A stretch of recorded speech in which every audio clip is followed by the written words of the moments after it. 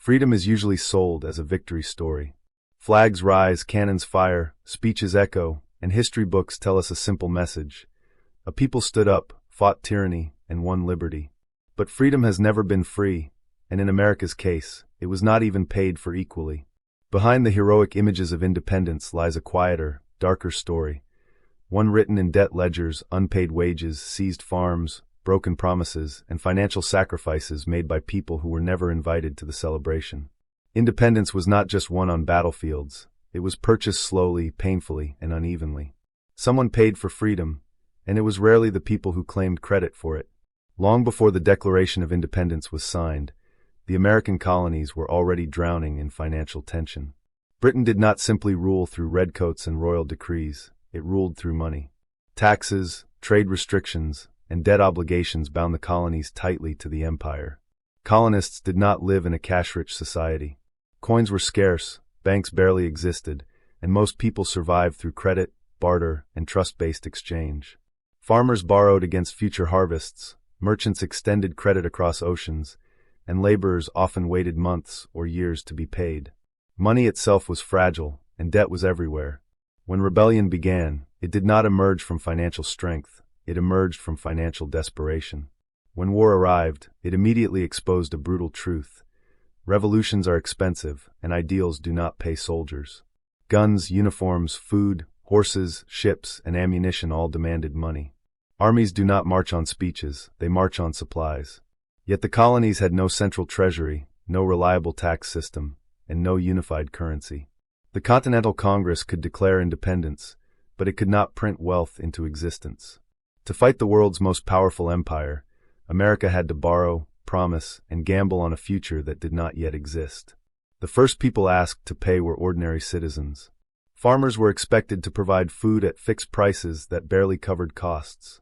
Craftsmen were ordered to produce weapons and supplies on credit. Merchants were pressured to extend loans for the cause, often with vague promises of repayment later. Many complied not because they were wealthy, but because refusal risked public shaming or accusations of loyalty to Britain. Supporting independence became less of a choice and more of an obligation. Freedom demanded contribution, whether people could afford it or not. Soldiers paid an even higher price. Most were not professional warriors driven by ideology.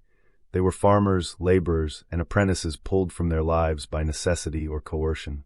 Pay was irregular, delayed, or entirely absent. Many soldiers went months without wages, surviving on promises written on paper that steadily lost value. The Continental Congress printed money, Continental dollars, without gold or silver backing, flooding the economy with currency that rapidly collapsed in worth. Soldiers were paid in money that could barely buy bread. The phrase, "not worth a Continental," was not a metaphor, it was lived reality. As the war dragged on, inflation quietly robbed those already suffering. Prices soared as paper money multiplied.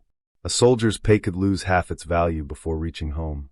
Widows received compensation that could not support families. Veterans returned to farms burdened with debt, only to find taxes rising and creditors waiting. The war had been fought in the name of liberty, yet many who fought it returned financially broken. Freedom had been won, but solvency had not. Foreign money kept the revolution alive, but it came with invisible strings. France did not support America out of pure love for liberty. It saw an opportunity to weaken Britain. Loans, weapons, and naval power flowed across the Atlantic, but none of it was free. America accumulated massive foreign debt before it even became a nation. Independence was declared in 1776, but financial dependence followed closely behind. The new nation was born owing money it could barely comprehend, let alone repay. Wealthy merchants and financiers understood something most citizens did not. War debt could become power. While common people struggled to survive inflation, elites quietly purchased depreciated government bonds at pennies on the dollar. Soldiers sold their payment certificates just to buy food, unaware that those scraps of paper would later be redeemed at full value. When the war ended and the new government stabilized its finances, the winners were not the men who bled. It was the men who bought debt cheap and cashed it in later. Freedom had been financed from below, but profited from above. Taxes rose after independence, not fell. The new government needed revenue to pay foreign lenders, stabilize currency, and establish credibility. Farmers who had already sacrificed crops and sons now faced tax collectors. Many could not pay in hard money because hard money barely existed. Debt led to foreclosures, property seizures, and debtor prisons. For many rural Americans, independence felt less like liberation and more like a change in masters, from distant kings to nearby creditors. Shays Rebellion was not an accident of history, it was a warning. Veterans who had fought for independence rose up against the government they helped create, protesting taxes and debt enforcement. These were not anti-freedom radicals, they were men crushed by the financial aftermath of the revolution. The rebellion terrified elites, not because it threatened liberty, but because it threatened the financial order they were building. Stability, they believed, required control, especially over money. The Constitution itself was shaped by fear of financial chaos. A strong central government, the power to tax and control over currency were not philosophical ideals alone. They were tools to manage debt and reassure creditors. The new nation prioritized financial credibility on the world stage, even if it meant domestic pain. Paying debts became sacred. Suffering became acceptable.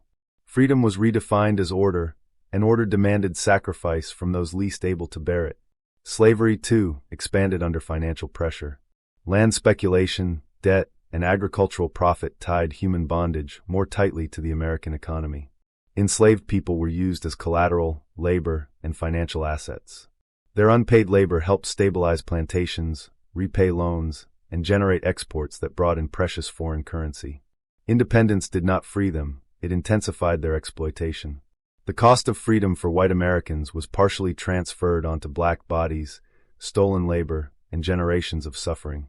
Native American land paid another hidden price. To settle debts and reward service, vast territories were seized, sold, and distributed. Land became currency. Treaties were broken not only for power but for profit. Expansion was justified as destiny, but driven by financial necessity. The young nation needed resources, exports, and land value to sustain itself. Indigenous peoples paid with displacement, violence, and erasure, financing the stability of a nation that never intended to include them.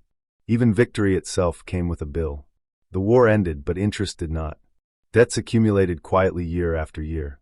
The government consolidated state debts into national obligations, concentrating financial power in the hands of those who held bonds. Wall Street's earliest foundations were not built on innovation, but on war finance. Markets formed around government debt, not productive industry. The financial system America inherited was shaped not by equality, but by obligation. Over time, the story was rewritten. Textbooks spoke of brave founders, noble sacrifice, and inevitable success. The financial losers faded into footnotes. The soldiers who died poor, the farmers who lost land, the families crushed by inflation. These stories were inconvenient. Freedom became mythologized, cleansed of its cost. Independence Day celebrated victory, not accounting. Yet the pattern did not end in the 18th century. The same financial logic repeated itself again and again. Wars were funded by borrowing. Inflation punished the poor. Profits flowed upward. Debt became permanent. The language of sacrifice remained patriotic, but the burden stayed unequal. Freedom was always framed as collective, but payment was always selective. True independence, if it exists at all, demands honesty. It requires acknowledging that freedom is not a moment. It is a process, and it is expensive. It requires asking who pays, who benefits, and who decides. America's independence was real, but it was not clean. It was not equal. It was not free. It was purchased through debt, enforced through power, and stabilized through sacrifice imposed on those with the least choice. The real cost of independence was not paid once in 1776. It was paid over decades by soldiers without wages, families without land, enslaved people without freedom, and nations without voice. The flags still wave, the speeches still echo, but beneath them lies a financial truth rarely spoken aloud. Freedom was expensive, and someone paid the price so others could claim the victory. And the most uncomfortable truth of all is this: the bill for freedom is never fully settled. It is passed forward, generation to generation, hidden in debt, inequality, and forgotten names. Independence was not the end of payment, it was only the beginning.